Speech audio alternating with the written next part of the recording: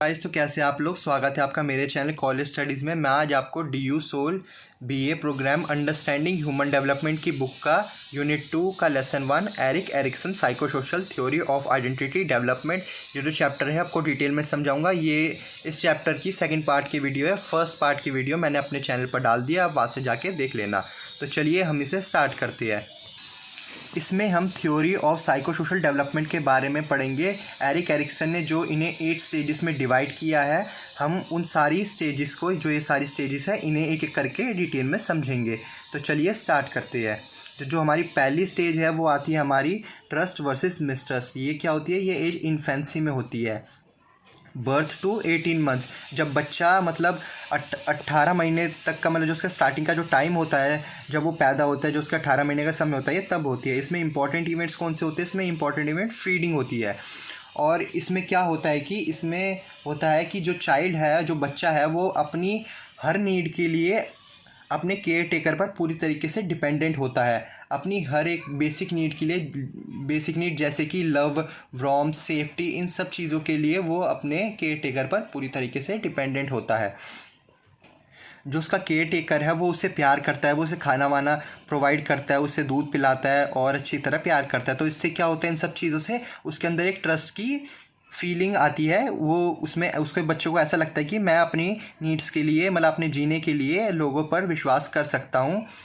और यही अगर क्या बोलते हैं, अगर उसका यही सब चीज़ें, अगर उसका जो केयर टेकर है वो उसे देने में फेल होता है, तो क्या होता है कि उसके अंदर एक मिसट्रस्ट की भावना आती है। उसके अंदर एक सेंस ऑफ मिसट्रस्ट आता है कि अगर मान लो जैसे बच्चा रो रहा है और दूसरी सिचुएशन में उसे, मतलब उसके जो केयर टेकर है उसने उस पर ध्यान नहीं दिया, उस पर कोई, मतलब उस पर ध्यान नहीं देता, कोई बच्चे पे वो रोता रहता है, उसे जब भूख लगती है तो, और लोगों ने सोचा कि अगर मान लो ये रो रहा है तो रोते रहने दो, ऐसे ही है इसका, तो फिर क्या बोलते हैं, इससे क्या होगा, बच्चे के अंदर सेंस ऑफ मिसट्रस्ट आएगा। और क्या बोलते हैं, वो अपनी मतलब लाइफ में कभी भी किसी पे आसानी से भरोसा नहीं कर पाएगा, और ये सब चीज़ें उसकी लाइफ में आगे तक रहेंगी, और वो अपनी लाइफ में किसी पे भी जल्दी भरोसा नहीं करेगा। तो आई होप इसमें जो फर्स्ट स्टेज है इसमें यही सब है। तो मैंने यहाँ पर सारे जो बातें हैं वो लिख दिया, आप इन सबको एक बार रीड कर लेना, आपको ये अच्छी तरह समझ में आ जाएगा। आई होप कि आपको समझ में आ रहा होगा। तो चलिए अब हम अपनी सेकंड स्टेज की ओर बढ़ते हैं। तो जो हमारी सेकंड स्टेज आती है वो आती है हमारी autonomy versus shame and doubt. ये कब होती है? ये अर्ली चाइल्डहुड में होती है, जब बच्चा 2 साल का होता है और ये 3 साल तक की एज तक रहता है। इसमें इंपॉर्टेंट इवेंट्स कौन से होते हैं? इसमें important event feeding, toilet training होती है, सॉरी।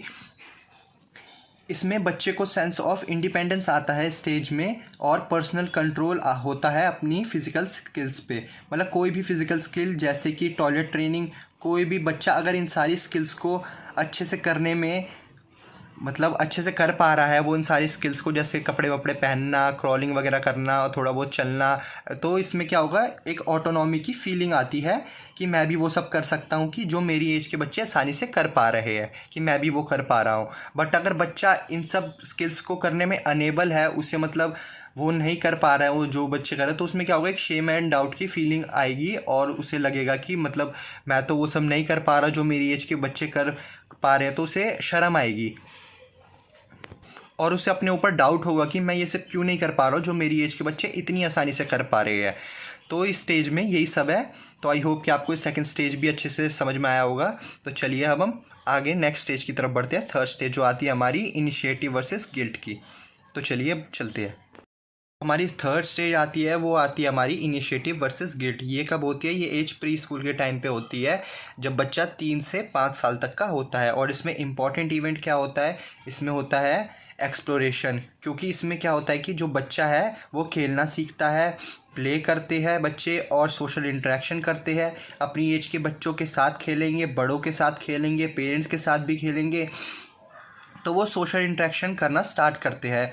वो लोग अगर वो इन सब चीज़ों में सक्सेसफुल होते हैं तो उन्हें लगता है कि वो दूसरे को भी लीड कर सकते हैं। जैसे कि मतलब जब बच्चे खेल रहे होते हैं, जब बच्चे प्ले करते हैं, तो कुछ बच्चे होते हैं जिन्हें अच्छे से मतलब वो चीज़ खेलनी आ जाती है, और कुछ कुछ होते हैं कि जिन्हें खेलना नहीं आता, मतलब थोड़े लल्लू टाइप होते हैं। और क्या होता है कि फिर जिन बच्चों को आ जाता है वो दूसरे बच्चों को लीड करते हैं। फिर उन्हें लगता है कि हम दूसरे को सिखाएंगे कि अरे तू ऐसे करना, ये करना, वो करना।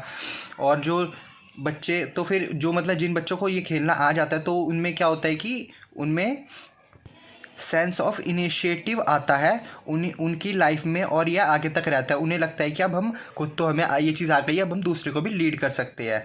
और दूसरी तरफ अगर वो बच्चे नहीं कर पाते हैं तो उन्हें गिल्ट फील होता है, लैक ऑफ इनिशिएटिव होता है। उन्हें लगता है कि हम ये चीज़ क्यों नहीं कर पा रहे हैं, हम तो मतलब ये काम कर ही नहीं सकते हैं। और फिर उन्हें क्या होता है कि गिल्ट लगने लग जाता है, मतलब उन्हें दुख होता है। तो यही होता है हमारी इस स्टेज में, थर्ड स्टेज जो हमारी है। आई होप कि आपको समझ में आया होगा। तो अब हम फोर्थ स्टेज की तरफ बढ़ेंगे जो है हमारी इंडस्ट्री वर्सेस आइसोलेशन। तो चलिए आगे बढ़ते हैं। तो चलिए हम अपनी फोर्थ स्टेज स्टार्ट करते हैं। तो ये हमारी एज कब होती है? ये एज होती है स्कूल एज में, जब बच्चा 6 साल का होता है और 11 साल तक में ये रहती है। अप्रॉक्सीमेटली कभी कभार ये 5 से 11 तक भी होती है। इसमें इंपॉर्टेंट इवेंट क्या होती है? इसमें इंपॉर्टेंट होती है स्कूलिंग, की बच्चा स्कूल जाना स्टार्ट कर देता है। अब बच्चे ने स्कूल जाना स्टार्ट कर दिया तो उसका सोशल इंटरेक्शन भी होगा, टीचर से, दोस्तों से, क्लासमेट से। अब जब इंटरेक्शन होगा, स्कूल जाएंगे, कंपटीशन भी होगा, तो एकेडमिक डिमांड भी बढ़ेंगी, उनकी सोशल डिमांड्स बढ़ेंगी। अगर इन सब में बच्चा सक्सीड होता है तो उन्हें कॉम्पिटेंट फील होगा कि हम ये सब चीज़ें कर पा रहे हैं। अगर वो ये सब नहीं कर पा रहा है तो उसे इन्फीरियॉरिटी फील होगा, कि मतलब उसे डिप्रेशन होगा, कि मतलब कि उसे बुरा लगेगा और वो उदास हो जाएगा कि मैं सब चीज़ें नहीं कर पा रहा हूँ, सोशल इंटरेक्शन वगैरह दूसरों के साथ जो बाकी बच्चे आसानी से कर पा रहे हैं। तो आई होप कि आपको ये जो 6 स्टेज है वो आई एम सॉरी जो 4 स्टेज है इंडस्ट्री वर्सेस आइसोलेशन, ये भी समझ में आएगा ही होगी। आप एक बार जो मैंने ये सब बताया इसे ध्यान से सुन लेना, और जो ये इसमें मैंने नोट्स बनाए इसे आराम से पढ़ लेना, आपको एकदम अच्छी तरह समझ में आ जाएगा कि मैं क्या कहना चाहता हूँ। तो चलिए अब हम नेक्स्ट स्टेज 5 स्टेज की तरफ बढ़ेंगे। जो हमारी 5th स्टेज है आइडेंटिटी वर्सेस कन्फ्यूजन, जो ये स्टेज है अब हम इसे समझेंगे। ये एज कब होती है? ये एज एडोलेसेंस में होती है, जब बच्चा 12 साल का होता है और ये 18 साल तक की एज तक बच्चे में ये सब चीज़ें होती है। तो इसमें इंपॉर्टेंट इवेंट क्या होता है? इसमें इंपॉर्टेंट इवेंट होते हैं सोशल रिलेशनशिप्स। तो इसमें क्या होता है कि लोग अपनी आइडेंटिटी को एक्सप्लोर करते हैं, अपनी इंडिपेंडेंस को एक्सप्लोर करने की कोशिश करते हैं और सेंस ऑफ सेल्फ डेवलप करते हैं। सेल्फ आइडेंटिटी ढूंढते हैं कि हम क्या कर सकते हैं, कि मतलब वो अपनी सेल्फ आइडेंटिटी ढूंढते हैं कि वो क्या कर सकते हैं और क्या नहीं कर सकते हैं। जिन लोगों को इनकरेजमेंट मिलता है, इन्फोर्समेंट मिलता है, तो वो इस स्टेज से इमर्ज आउट होते हैं। कैसे? और उनमें स्ट्रॉन्ग सेंस आता है और इंडिपेंडेंस की सेंस आती है कि हम इंडिपेंडेंट हैं और हम बहुत कुछ कर सकते हैं अपने आप। लेकिन दूसरी सिचुएशन में जिन बच्चों को मोटिवेशन नहीं मिल पाता है, रेनफोर्समेंट नहीं मिल पाता है, उन्हें इनसिक्योरिटी फील होती है। वो अपने फ्यूचर को लेकर काफ़ी ज़्यादा कंफ्यूज रहते हैं कि यार हमारे मतलब फ्यूचर में क्या होगा, हम तो कुछ कर नहीं पाएंगे, ये वो। तो अपने फ्यूचर के लिए काफ़ी ज़्यादा कंफ्यूजिंग रहते हैं और इनसिक्योर रहते हैं। तो आई होप कि आपको जो 5th स्टेज है ये भी अच्छी तरह समझ में आई होगी। तो अब हम नेक्स्ट स्टेज जो हमारी 6th स्टेज है इंटीमेसी वर्सेस आइसोलेशन, अब हम इसे समझेंगे। तो चलिए इसे स्टार्ट करते हैं। तो जो हमारी 6th स्टेज है अब हम इसे स्टार्ट करते हैं। तो इसमें ये कब होती है? ये एज यंग अडल्टहुड में होती है, जब बच्चा 19 साल से का होता है तो ये 40 साल तक रहता है। इसमें इंपॉर्टेंट इवेंट क्या होते हैं? इसमें रिलेशनशिप्स इंपॉर्टेंट होते हैं। इसमें इंसान पर्सनल रिलेशनशिप एस्टेब्लिश करने की कोशिश करता है। इसमें लॉन्ग टर्म प्रोमिसेस होते हैं, लॉन्ग टर्म कमिटमेंट होते हैं कि अपने लाइफ के साथ अच्छे रिलेशनशिप होने चाहिए। जो ये सब करने में सक्षम होता है उसके स्ट्रॉन्ग रिलेशनशिप बनते हैं सोसाइटी में। लेकिन जो नहीं बना पाता है वो लॉनली और आइसोलेशन फील करता है। उसे लगता है कि मैं बहुत अकेला हूँ, मैं किसी के साथ इंटीमेट रिलेशनशिप नहीं बना पा रहा हूँ, और उसे बहुत ही ज़्यादा फिर लॉनली फील होता है। तो यही स्टेज है इसमें हमारी जितनी भी है। आप इसे एक बारी पढ़ देना, आपको एकदम अच्छे से समझ में आ जाएगा। इसमें यही सब चीज़ें हैं हमारी 6 स्टेज में। अब हम जो हमारी 7th स्टेज है जनरेटिव वर्सेस स्टैग्नेशन, इस स्टेज को अच्छी तरह समझेंगे। ये आती है हमारी एज मिडल एज में 40 से 65 की एज में, इसके बीच में होती है। इसमें इंपॉर्टेंट इवेंट होते हैं वर्क एंड पेरेंटहुड।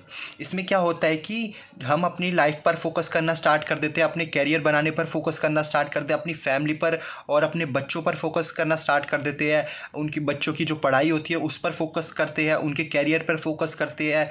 तो ये सारी चीज़ें होती है इसमें। जो इंसान इन सब चीज़ों को, जो इस फेज़ को सक्सेसफुल पार कर लेता है, वो यह फील करता है कि मुझे जो अपनी कम्युनिटी से, सोसाइटी से मिला था, अब मैं अपनी सोसाइटी में कंट्रीब्यूट कर पा रहा हूँ। उसे अपने ऊपर एक तरह से प्राउड फील होता है काफ़ी ज़्यादा। और दूसरी तरफ अगर कोई ये सब करने में फेल हो जाता है तो उसे अनप्रोडक्टिव फील होता है। उसे ऐसा लगता है कि मैंने अपनी सोसाइटी और कम्युनिटी के लिए कुछ नहीं किया, ना ही मैं कुछ कर पाया और ना ही मैं अपनी फैमिली के लिए कुछ कर पाया। फिर उसे स्टैग्नेशन आ जाती है उसकी लाइफ में उसकी लाइफ में स्टैग्नेशन आ जाती है। फिर वो सोचता है कि अब चलो, अब मैं कोशिश करूँगा कुछ करने की, अब कुछ प्रोडक्टिव करने की कोशिश करूँगा मैं अपनी लाइफ में। तो इस स्टेज में ये सब होता है। आई होप कि आपको समझ में आया होगा। आप इसे एक बारी पढ़ लेना, आपको ये एकदम पूरी अच्छी तरह समझ में आ जाएगा। तो चलिए अब हम अपनी फाइनल स्टेज की तरफ बढ़ते हैं, जो हमारी 8th स्टेज है। इस 8th स्टेज को स्टार्ट करते हैं, जो इंटीग्रिटी वर्सेस डिसअपियर है। ये एज मैच्योरिटी में होता है 65 टू डेथ। ये 65 साल की उम्र से स्टार्ट होता है और फिर डेथ तक चलता है। इसमें इंपॉर्टेंट इवेंट्स क्या होते हैं? इसमें होते हैं रिफ्लेक्टिंग ऑन लाइफ, मतलब अपनी लाइफ में पीछे इंसिडेंट्स को याद करना। तो ये साइको सोशल डेवलपमेंट की फाइनल स्टेज होती है, ये जो ओल्ड एज में आ रही है।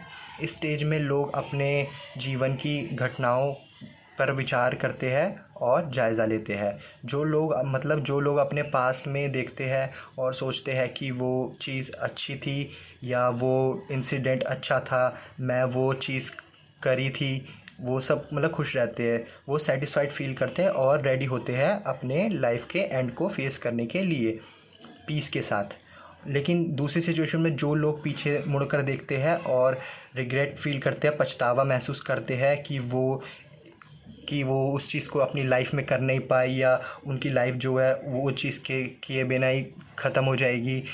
फिर वो भयभीत महसूस करते हैं और वो अपनी लाइफ में अनसेटिस्फाइड रहते कि हम यार वो चीज़ कर नहीं पाए और हमें वो चीज़ कर लेनी चाहिए थी। तो वो लास्ट तक फिर वो उनका अनसेटिस्फाइड ही रहते हैं वो अपनी लाइफ में पूरी तरीके से। और वो अपने लास्ट टाइम में, जब वो उनका मरने का टाइम आता है, तो वो काफ़ी ज़्यादा भयभीत होते हैं। तो हमारी लास्ट जो फाइनल स्टेज थी इसमें यही है। आई होप कि आपको इस समझ में आया होगा। तो चलिए थोड़ा आगे बढ़ते हैं। Erikson's theory different from many others because it addresses development throughout the entire lifespan including old age। मतलब एरिक्सन की थ्योरी कई थ्योरी से डिफरेंट था क्योंकि यह बुढ़ापे से लेकर पूरी जीवन काल में विकास को संबोधित करता है, ह्यूमन डेवलपमेंट को। और इसमें बचपन से लेकर बुढ़ापे तक जितने भी स्टेजेस हैं उन सब के बारे में बता रखा है। तो जो हमारी एरिक्सन्स की जो थ्योरी है वो बाकी सभी थ्योरी से अलग है। अभी हमारा चैप्टर एकदम पूरी तरीके से ख़त्म हो चुका है। आई होप कि गाइस आपको ये सब समझ में आया होगा। जितनी भी मैंने ये पूरी 8 की 8 स्टेजेस कराई है आपको अच्छी तरह समझ में आ गई होगी। मैं आपसे दोस्तों एक बात कहना चाहता हूँ कि आप मेरे चैनल को सब्सक्राइब करें एंड इस वीडियो को लाइक करें और अपने फ्रेंड्स के साथ शेयर करें। तो आज के लिए बस इतना ही। Thank you.